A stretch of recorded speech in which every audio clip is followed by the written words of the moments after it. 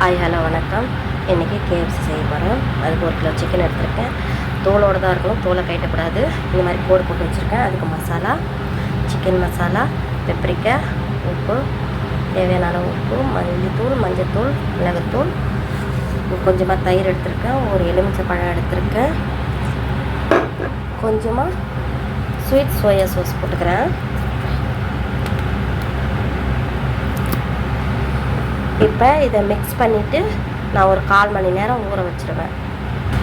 இதை ஒரு மாதிரி மிக்ஸ் பண்ணிவிட்டு இப்போ இது ஒரு 1/4 மணி நேரம் அப்படியே விட்டுடணும். 1/2 கிலோ மைதா எடுத்து வச்சுருக்கேன். அதில் சிக்கன் தூள், பெப்பரிக்காய். என் பசங்க வந்து இங்கே காரம் சாப்பிட மாட்டாங்க யாரும், அதனால் பெப்பரிக்காய் போடுறேன். கொஞ்சோண்டு உப்பு போட்டுக்கலாம், கலந்து விட்டுக்கலாம். இப்போ மிக்ஸ் பண்ணியாச்சு. இங்கே காட்டு.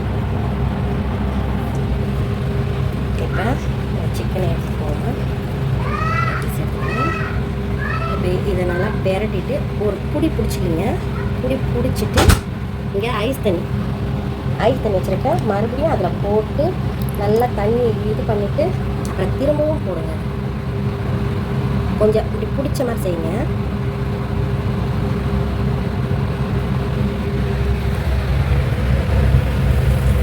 இந்த மாதிரி எண்ணெயில் போடுங்க. எண்ணெய் ரொம்பவும் சூடாக இல்லாமல் ரொம்பவும் கம்மியாக இல்லாமல் மீடியமான எண்ணெயில் சூட்டில் வைங்கம்மா. இல்லைன்னா மேலே தீஞ்சிடும், உள்ளே வேகாது. சரிங்களா? பாருங்கம்மா, கேஎஃப்சி ஃபினிஷ். நீங்களே வீட்டில் பிள்ளைங்களுக்கு செஞ்சு கொடுங்க. நம்ம பேஜை ஃபாலோ பண்ணுங்கள், சப்போர்ட் பண்ணுங்கள், லைக் பண்ணுங்கள், ஷேர் பண்ணுங்கள், கமெண்ட் பண்ணுங்கள். தேங்க்யூ.